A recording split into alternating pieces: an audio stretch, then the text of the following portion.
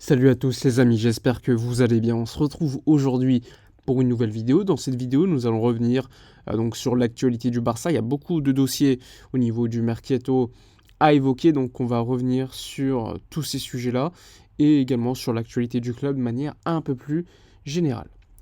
On y va sans plus attendre. Alors le FC Barcelone aujourd'hui est dans une situation économique assez compliquée, comme vous le savez. Libéraux Football Finance n'a toujours pas payé. Le Barça le sait et a d'ailleurs déposé plainte en ce sens dès le mois de janvier. Laporta avait annoncé lors d'une interview il y a quelques jours qu'ils étaient en négociation avancée pour trouver un remplaçant à Libéraux. Bon, pour l'instant, rien n'est fait, rien n'a été signé. Donc pour l'instant, on va s'attacher aux faits. Et les faits, c'est que le Barça est dans une situation, à cause de cela, très compliquée. De telle manière que le Barça, pour combler avant le 30 juin la différence entre limite salariale et masse salariale, eh bien, il doit trouver environ 115 millions d'euros. Que ce soit par des transferts, donc des plus-values comptables, par des baisses de salaire s'il y a prolongation, par également de meilleurs revenus que le budget prévu. Donc ça veut dire aller plus loin en Ligue des Champions que ce qui est prévu, c'est-à-dire aller plus loin que les quarts de finale. Bref, pas mal de choses. Donc le club est dans une telle situation que dans les médias, on commence à entendre une petite musique. Est-ce que Ronald Araujo ne devrait pas partir? Est-ce que Frenkie de Jong ne devrait pas partir? Donc, on va parler de ces dossiers-là, parce qu'il y a pas mal d'informations qui peuvent être très intéressantes. Alors, on y va. On commence par de Jong, le néerlandais. Comme vous le savez, c'est un des meilleurs joueurs de l'équipe. Pour moi, cette saison, même si ces dernières semaines, je le trouve un peu moins bon, cette saison, j'ai un tableau où je fais la notation de chaque joueur sur tous les matchs. Il faut savoir que De Jong a été blessé à un moment donné, mais lorsqu'il était là, il fait toujours partie des meilleurs joueurs du match côté Barça. Donc ça, c'est un élément assez clair. Donc même si certains ont un discours, je trouve, très dur avec lui, ça reste l'un des meilleurs joueurs de l'équipe et ça, c'est factuel. Ensuite, l'année dernière, c'était également l'un des meilleurs. Associé à Busquets, il faisait un travail assez remarquable et je pense que personne ne peut le nier.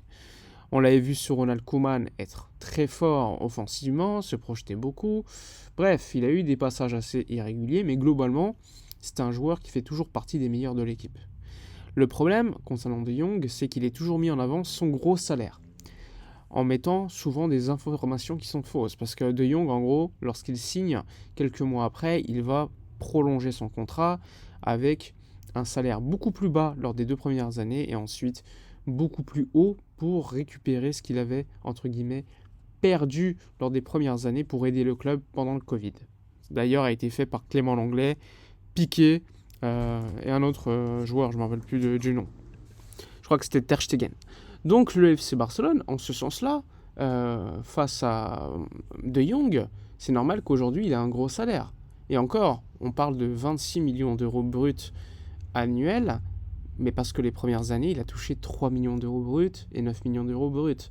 Donc quand tu fais une moyenne totale de ce qu'il gagne, on est loin des salaires annoncés par certains médias, etc. En plus, le contrat est sorti dans la presse, donc on le sait combien il le gagne. Donc il y a aussi ça qui est évidemment mis en avant. Attention, c'est un gros salaire, on ne va pas le nier, mais c'est par rapport aux standards, je trouve, au niveau européen, des meilleurs joueurs au milieu de terrain. Évidemment, De Jong a reçu il y a quelques semaines une offre de prolongation de contrat du FC Barcelone. Selon Fernando Polo, cette offre, eh bien, pour l'instant, il n'a pas répondu à celle-ci. On attend, côté Barça, d'ici les prochains jours, prochaines semaines, une réponse à cette offre de prolongation du Barça. Est-ce que De Jong va rester? Est-ce que De Jong va accepter? On verra. Mais en tout cas, en janvier, il s'était exprimé publiquement en disant qu'il était déçu, de ne pas avoir gagné plus de trophées, même s'il admet évidemment que lui-même n'a pas été au niveau qu'il attendait, au niveau de la progression, etc., mais qu'il se sentait heureux quand même dans le club de sa vie. Même si, on le sait, il a été formé avant l'Ajax à Willem II, c'est quand même important de l'entendre dire que c'est le club de ses rêves, etc. Donc est-ce que De Jong va prolonger? Aujourd'hui, on n'en sait rien. Il est plutôt favorable à une prolongation de contrat, mais encore une fois, dans le football, vous le savez, ça peut aller très vite. En tout cas, lors des prochaines semaines, on sera déjà beaucoup plus au courant de ce qui va se passer. Évidemment, si De Jong refuse la prolongation de contrat, eh bien, théoriquement, le club va vouloir le vendre l'été prochain, afin d'en tirer de l'argent, puisque l'année d'après, il lui restera qu'une année de contrat, et donc moitié prix, voir si le joueur veut rester jusqu'au bout, partira gratuit pour avoir une prime à la signature élevée. Donc voilà, il y a beaucoup de choses, et c'est compréhensible que le Barça, s'il y a refus de prolongation, veuille le mettre sur le marché des transferts. Mais encore une fois, ce serait une grosse perte. On a beau dire que son profil est assez peu Barça compatible, parce que quand tu as De Jong, tu es obligé quasiment de jouer soit avec un double pivot, soit de le mettre en 8 pour se projeter. Quand tu as déjà beaucoup de joueurs comme Gundogan, comme Pedri, comme Gavi, que tu n'as pas de vrai 6, eh bien automatiquement tu peux te dire qu'il y a beaucoup de milieux de terrain. Mais ça reste quand même l'un des joueurs les plus fiables de l'équipe, qui se blesse très rarement.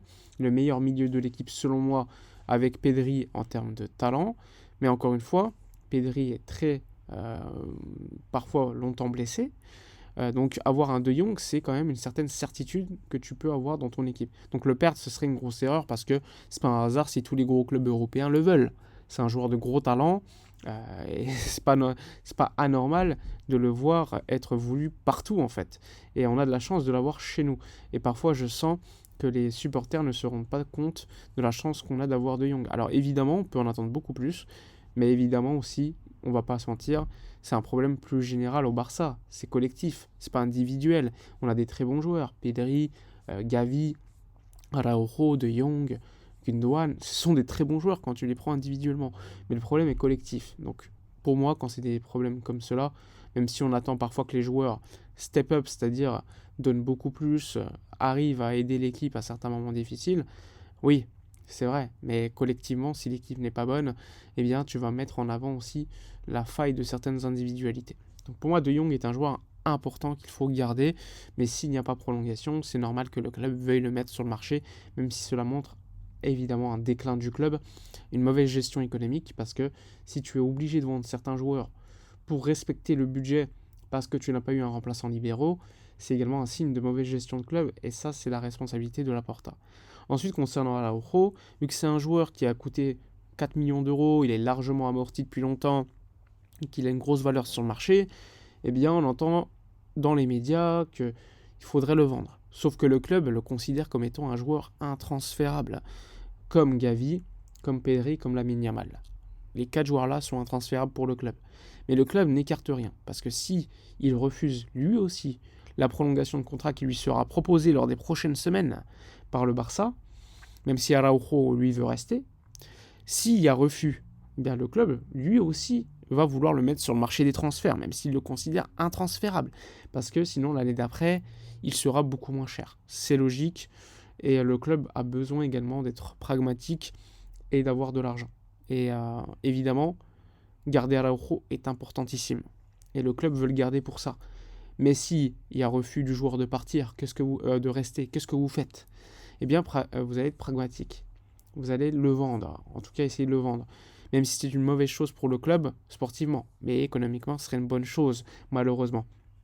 Tout cela, c'est le fruit d'une gestion, encore une fois, économique et sportive défaillante de la part du board. Et ne pas le dire, pour moi, ce serait se nier, se voiler la face. Mais encore une fois, il y a encore du temps pour régler ce problème avant le 30 juin.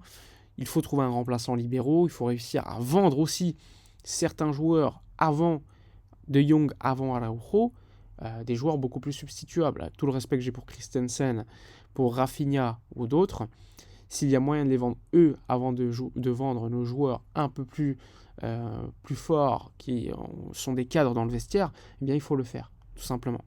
Donc on verra ce qui va se passer.